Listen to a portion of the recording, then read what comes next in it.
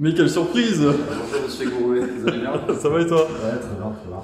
Allez, Je t'en prie. bon, bah, c'est parti, hein. Retour dans la colocation de Victor. On va faire la vidéo 2 parce que vous aviez été plusieurs à demander. Donc, ben voilà, Victor, comment ça va aujourd'hui? Ça va bien, pas trop chaud. Top. Juste pile poil comme il faut. Parfait, hein. Là, on est fin juillet 2022. Ouais. Première vidéo, je crois qu'on l'avait fait, c'était au mois de mai, il me semble, hein. Probablement, C'est ça, je dirais hein. ça aussi, ouais. Super. Ouais. Bon, mais c'est top. Eh ben, je te laisse nous refaire un petit tour du propriétaire, hein. C'est parti, hein. Ok, ben là comme tu vois c'est du coup le salon qui est meublé Excellent. avec Je vais essayer de tout vraiment montrer. tout le confort qu'il faut pour les futurs colocataires. En tout cas, c'est vraiment très joli, hein. Et ici, Le petit coin repas, excellent. donc face à la fenêtre, je pense que ça sera plus sympa. Ouais. Donc l'agencement était assez naturel. Top.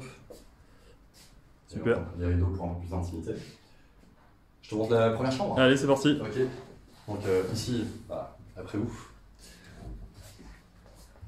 La première chambre. Coin bureau, excellent. Donc, ouais, avec le petit coin bureau qui est équipé, le lit donc qui est neuf là aussi, toute la literie est neuve. Et du coup la zone intéressante pour ranger des affaires, puisqu'il y a une penderie qui a été rajoutée. Excellent. Bon, volontairement on avait décalé la cloison pour essayer de gagner un petit peu, de façon à pouvoir intégrer la penderie et c'est pile poil, donc c'est plutôt chouette, je pense que ça sera apprécié par la future colocataire. Super. Parce que le choix a déjà été fait. Très bien. Avec les petites décorations. Franchement, c'est très propre, hein. C'est vraiment très beau. C'était décoré avec goût. Bon, je me suis largement inspiré de ce que j'ai trouvé sur internet.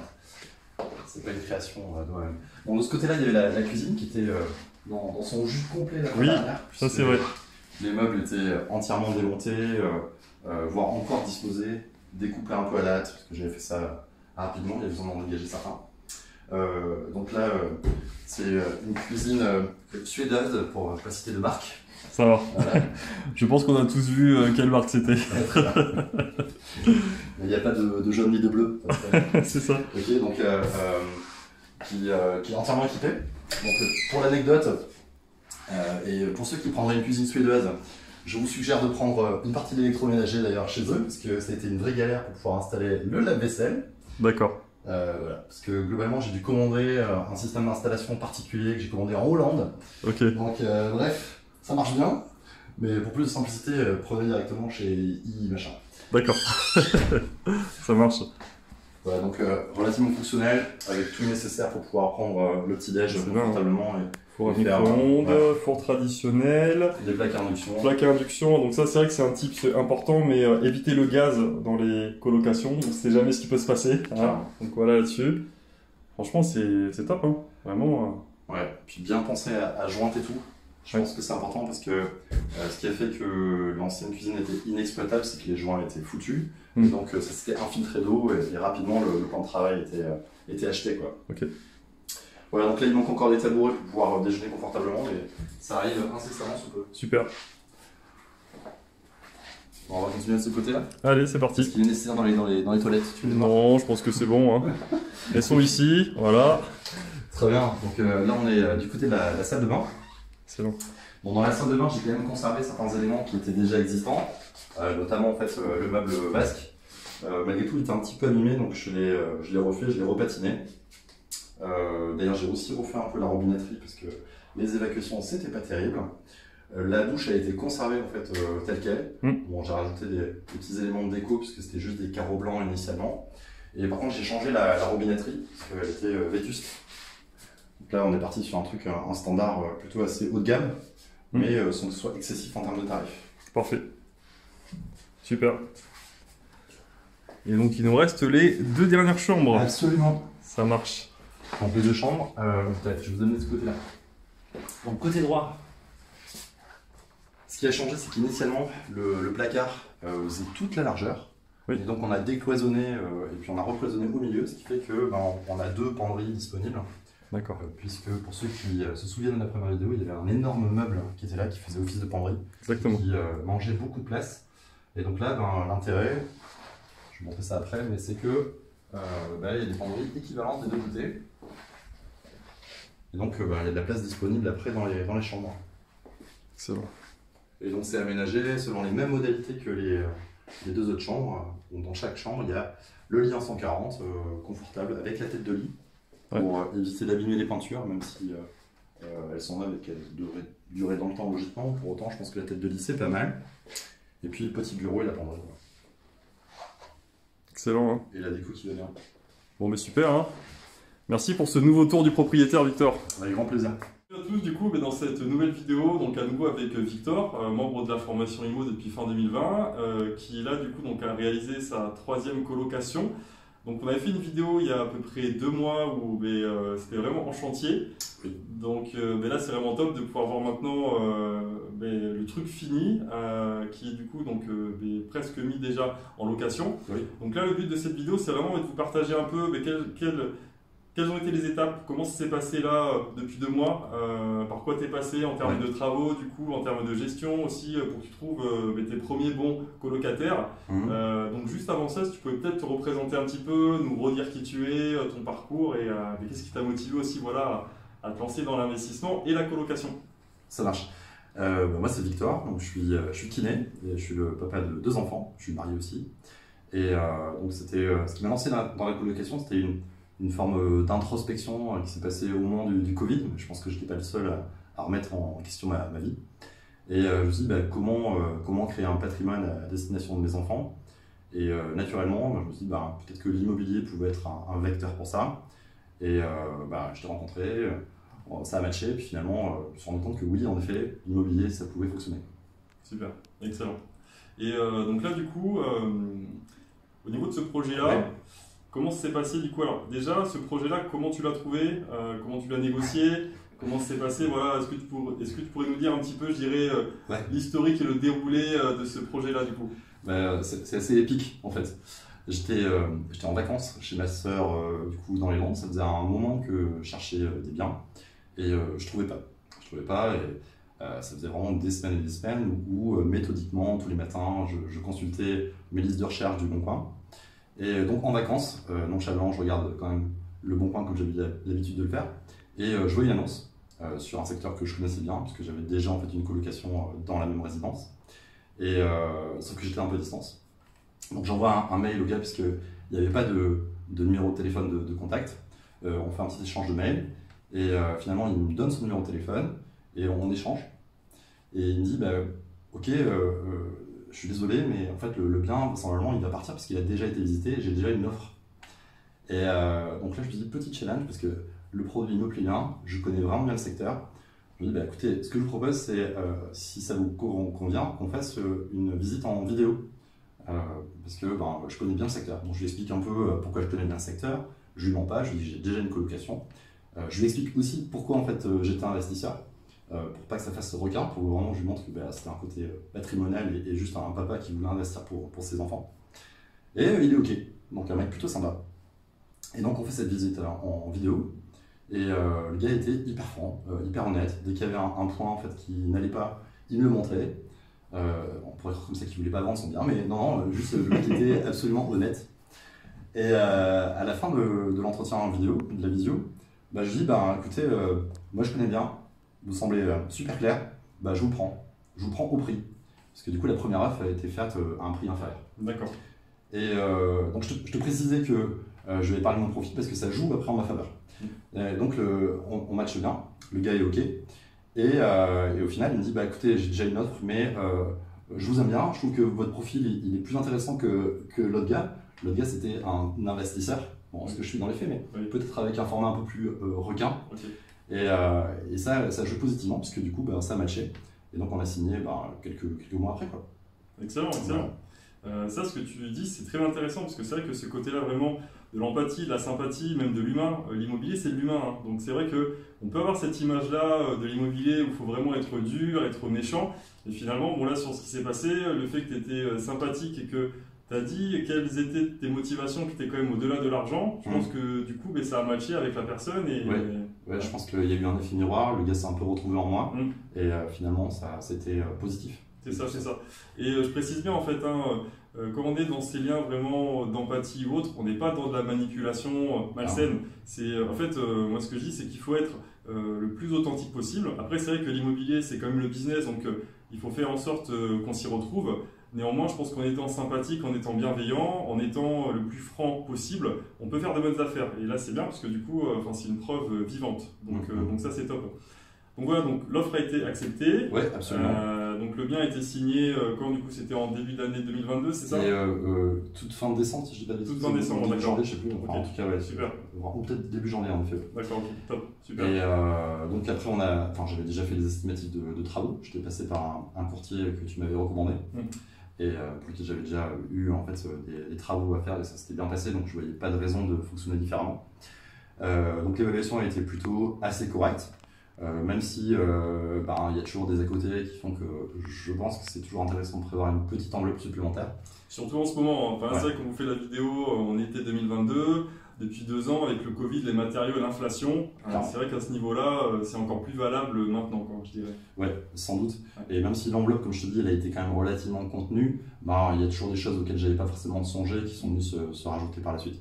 Et puis je pense que comme tu l'as vu, j'ai voulu essayer de faire quand même une colocation assez haut de gamme pour vraiment en fait attirer les gens directement et qu'il y ait une forme de coup de cœur aussi. Super, excellent. Et donc les travaux sont globalement bien passés. Il y a eu quelques petits aléas sur la plomberie où ça a été un peu compliqué avec un gars qui a chopé le Covid, puis finalement qui a retardé les travaux, puis finalement en fait, son entreprise a fermé parce que je pense qu'il il était plus en capacité de pouvoir aller faire les chantiers. Mais bon, c'était un peu de retard, mais on reste dans les clous par rapport à l'objectif que je m'étais fixé, à savoir pouvoir louer pour la rentrée. Super. Et donc là, comme tu dis, on est en été 2022 et là, les 3 chambres, a priori, sont déjà louées. Ok, top, excellent. Du coup, là, au niveau de la gestion des travaux, est-ce que tu peux nous partager un peu toi comment tu as fait pour gérer ça? Parce que du coup, voilà, t'es kiné, t'es papa, donc je suppose que tu as un emploi du temps qui est quand même bien chargé. Comment est-ce que tu as fait toi du coup pour t'organiser, pour faire en sorte du coup voilà, d'être le plus, d'optimiser en fait du mieux possible ton temps pour faire en sorte que ce chantier se passe du mieux possible?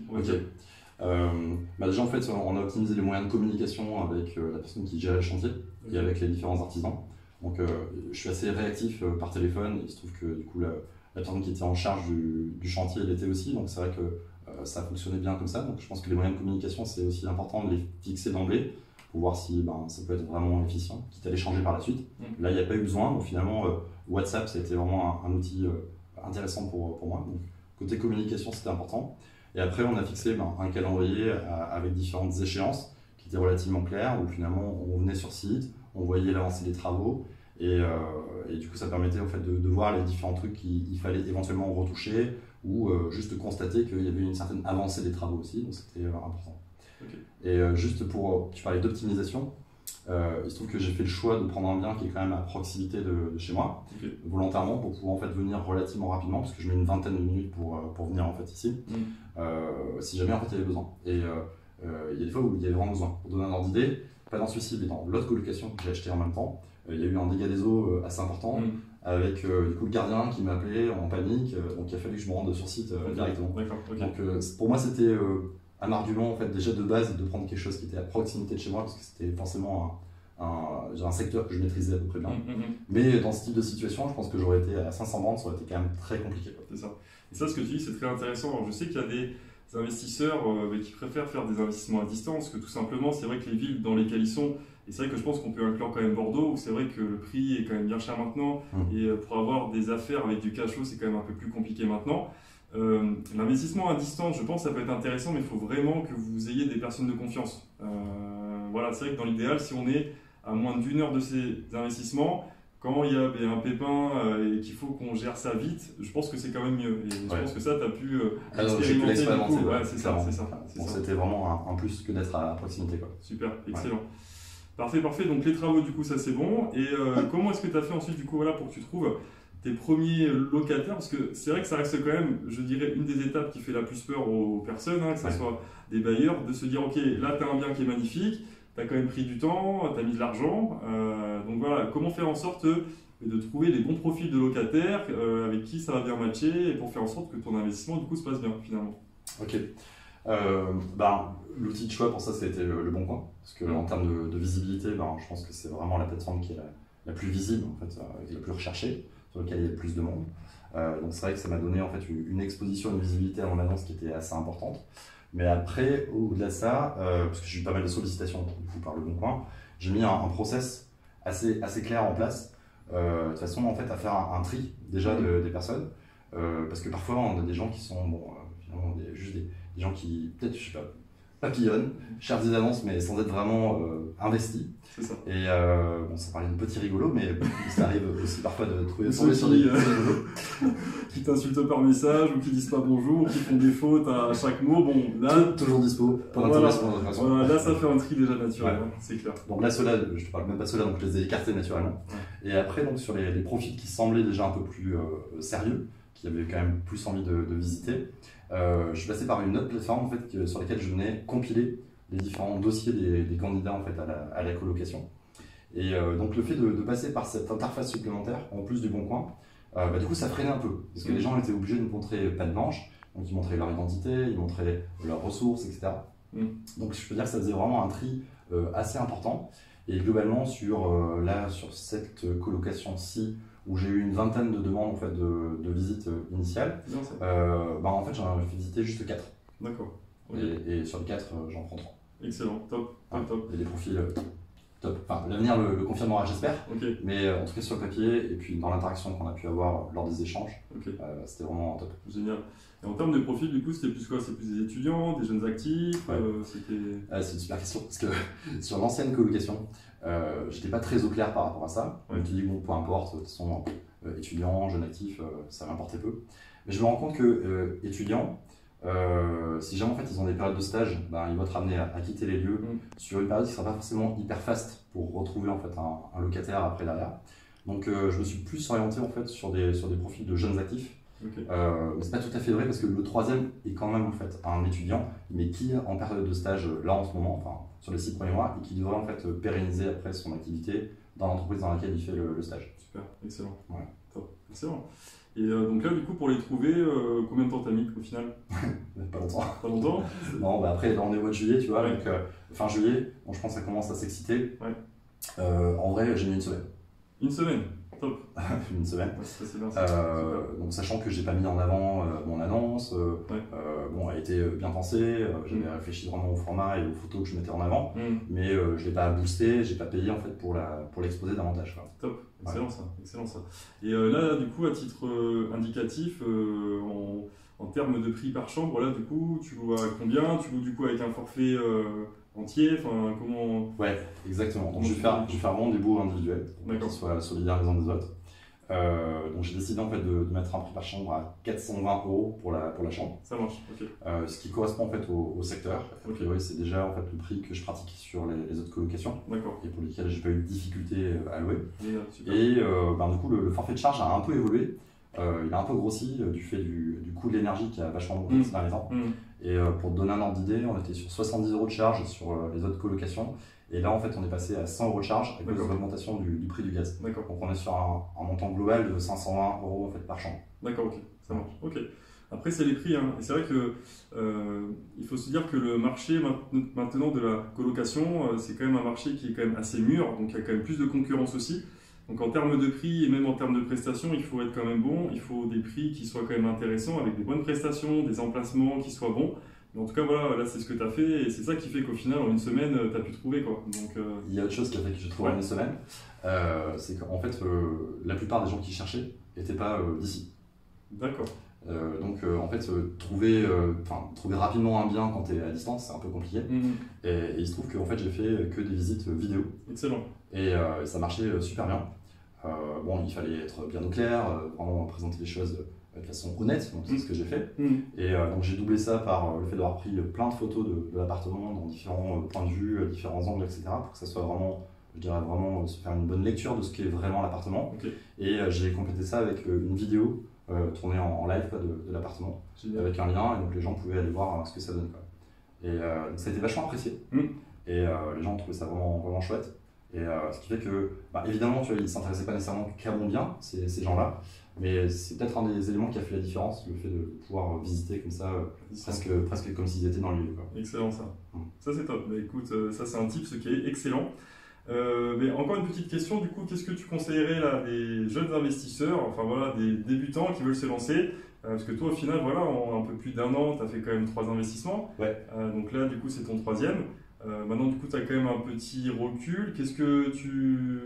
Quels seraient, en fait, allez, je dirais, tes 3 meilleurs conseils, là, du coup, là, pour des personnes qui veulent se lancer et faire en sorte, voilà, de mener quand même un projet de A à Z, parce que c'est vrai qu'il y a des personnes qui vont se former, il y a des personnes qui vont se mettre à chercher, mais qui après vont abandonner. Comment faire en sorte, tu vois, de faire en sorte d'être motivé, de passer à l'action du début à la fin, vraiment à la fin, et de faire en sorte que ça se passe bien, quoi.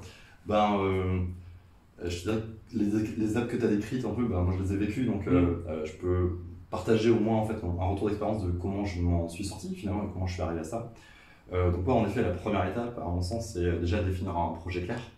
Donc il fallait savoir ce que je voulais et pourquoi je le voulais, parce que je pense que le pourquoi, la raison pour laquelle tu fais ça, c'est hyper important. Si c'est juste un but purement pécunier, il y a plein d'autres façons en fait, de faire de l'argent probablement. Et je suis pas sûr que ce soit en fait, la façon la plus simple de le faire. Mais dans la mesure en fait, où tu as un objectif qui est précis, avec un pourquoi qui est fort, déjà ça te permet en fait, d'avoir une motivation quand même naturelle qui est assez forte. Ce serait le premier tips, quoi. Le deuxième, ce serait vraiment de se former. Bon, ça c'est un peu une évidence parce que moi je suis kiné. Pour être kiné, j'ai été formé, mais je suis pas investisseur et encore moins investisseur en immobilier. En tout cas, je l'étais pas. Et une manière en fait pour moi de me sentir légitime dans l'investissement, c'était de me former. Il se trouve que je t'ai rencontré et que j'ai fait ta formation. Avant de te rencontrer, j'avais un peu regardé des trucs à la fois sur YouTube, où c'est quand même une mine d'informations assez importante. J'avais aussi quand même lu pas mal de bouquins qui étaient quand même très intéressants, très ciblés en fait, achat et location. Et donc c'est vrai que c'est pas pour te jeter des fleurs, mais ta formation était intéressante dans le sens où ça m'a permis de faire une super synthèse de tout ça et puis finalement trouver toutes les ressources à un endroit précis. Donc ça a été assez confortable pour moi. Donc deuxième tips, vraiment bien se former. Et troisième tips, c'est pas parce que tu es formé que tu vas y aller. Et moi, ça s'est vérifié. Je pense que je commençais à être assez calé. Probablement plus que ce que je suis maintenant, quoi. Tu vois, en théorie, j'étais super bon, quoi. Et une manière, en fait, d'y aller, d'avancer, c'est juste d'y aller, quoi. Faut se lancer. Alors, c'est facile à dire, et c'est pas toujours facile à faire. Et parfois, le fait d'avoir un petit coup de pied aux fesses, c'est pas mal. Et le fait que tu m'aies donné quelques coups de pied aux fesses, ça a été quand même très profitable. Yes. Ah, mais c'est top. Gentiment. Oui. On serait pas là sinon. Bleu. Ce que tu dis, c'est très intéressant parce que c'est vrai qu'on peut être formé, on peut être bien entouré, mais si à un moment donné, il n'y a pas ce passage à l'action, ce petit pas, et c'est vrai que c'est pas facile, et encore plus, je pense, qu'on a des professions comme les nôtres, où qu'on est habitué peut-être au quotidien à maîtriser ce qu'on fait, on va pas forcément prendre ce risque-là, tu vois, au quotidien, même de passer à l'action avec de l'incertitude. Moi, je sais que c'était mon cas aussi au début, avant que je me lance. Je sais que j'avais ce truc-là, tu vois, où au final, j'aimais bien tout maîtriser. Et par définition, quand on entreprend et quand tu investis, il y a forcément ce 1% que tu peux pas maîtriser. Tu vois, que ce soit les travaux, que ce soit les chantiers, que ce soit donc au final, de faire quand même ce petit pas-là, qui peut vous faire peur, mais qui va vous amener vers votre objectif important, dès qu'on en a fait un, c'est ça, on en fait un, qui en emmène un autre. Et très souvent, c'est un peu ce qu'il faut faire, quoi. Et c'est vrai que moi, je sais qu'aussi à l'époque, je me suis formé et je me suis aussi entouré de bonnes personnes. Parce que c'est vrai qu'aussi dans notre entourage, quand les gens autour de nous n'ont pas forcément cette expertise-là, ou peuvent avoir des peurs, ou peuvent nous freiner, c'est pas forcément simple. Donc c'est vrai que là-dessus, je partage ce que tu dis. Ok, écoute, merci beaucoup Victor, franchement ça fait très plaisir de voir cette évolution-là. Moi quand je vois mes membres qui passent à l'action et qui concrétisent, franchement ça fait très plaisir et c'est le but de tout ça. Donc à nouveau félicitations, je pense qu'on peut faire le petit check. Merci à toi en tout cas. On espère que cette vidéo vous a plu et si c'est le cas, mettez des likes, des commentaires pour envoyer de la force à Victor pour ce projet. Abonnez-vous. Et voilà, abonnez-vous aussi. Merci.